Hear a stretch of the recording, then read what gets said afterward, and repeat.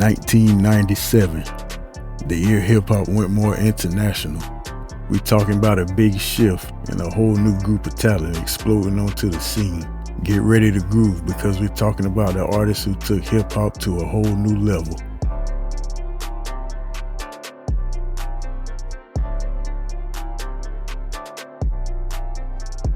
Let's head down south to the heart of New Orleans, where the Hot Boys were stirring up a storm.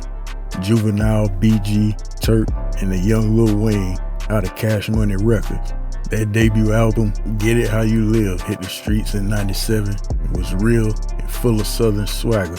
With Mannie Fresh on the beats, Baby and Slim at the helm, they created a dynasty, a movement that took over the airwaves. Mannie Fresh created his own beats without using any samples, and that was not common at the time. They rapped about the streets of New Orleans and also bragged about how they made it. Big Timers, the duo of Birdman and Mannie Fresh, also had their first album drop in '97, titled How You Love That. Hot Boys and Big Timers created a supergroup called the Cash Money Millionaires. They all continued with commercial success afterwards, selling millions of records, with Lil Wayne, the youngest of the crew, went on to become a global superstar, a sign to the power of the Cash Money Millionaires' legacy.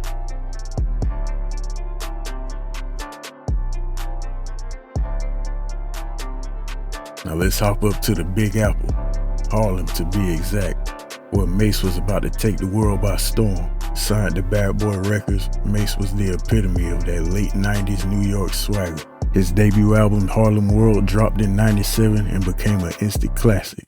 These tracks dominated the airwaves, and Mase became a household name. Harlem World included some of the biggest artists and producers of the time. The album went #1 on the charts and sold over 4 million records. With his laid-back, lazy rap style, he brought a new level of polish and sophistication to the game, proving that you could be both commercially successful and lyrically gifted. He retired a couple times, had a falling out with Bad Boy Records, and even became a pastor.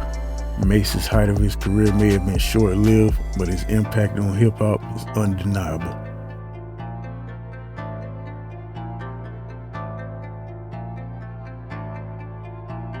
From the streets of Miami, Trick Daddy Dollars was about to make his mark. In the hip-hop game, Florida was always known for its dance beats, but Trick Daddy took us to the hood. His debut album from Slip and Slide Records, based on a true story, dropped in '97, and it was real and unapologetically Liberty City. Trick Daddy's voice was unmistakable, deep, gruff, and full of pain, but with a touch of humor that made him relatable. His tracks became anthems in the streets.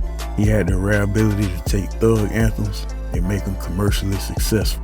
Trick Daddy's songs continue to inspire and empower, reminding us that even in the face of adversity, there's always hope.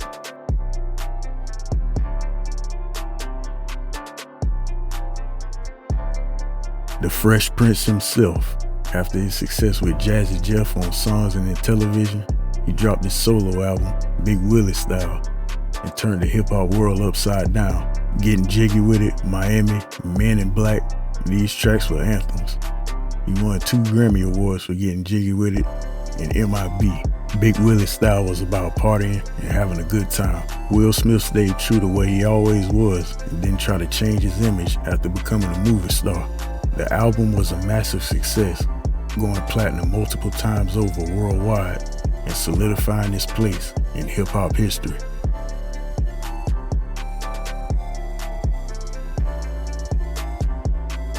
We gotta talk about the one and only Missy Elliott. In 1997, this visionary, this game changer, dropped her debut album Super Duper Fly, produced by Missy and Timbaland from the VA. From the moment it hit the airwaves, we knew we were witnessing something special. Missy wasn't afraid to experiment, to push boundaries, to create tracks that was both innovative and infectious.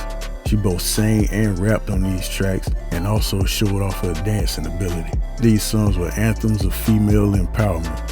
While Foxy Brown and Lil' Kim was starting a sexy revolution of female hip-hop artists, Missy showed a different side of body positivity and style. Timbaland went on to produce for countless other artists across many genres, and Missy's legacy is also one of innovation, pushing boundaries and inspiring generations of artists to come.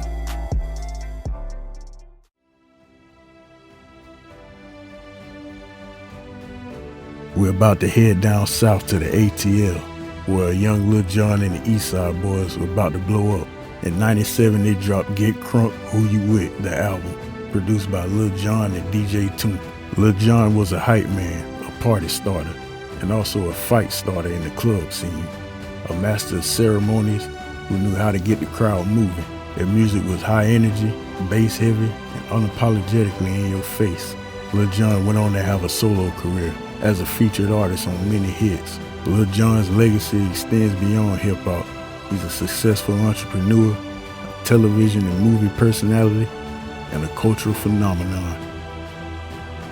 We journeyed back to '97, revisited the boom that was an evolution of groups and individuals that changed the game.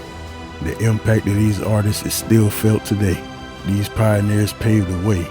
They paved the way for the debut albums of '98, but for '97, it's a wrap.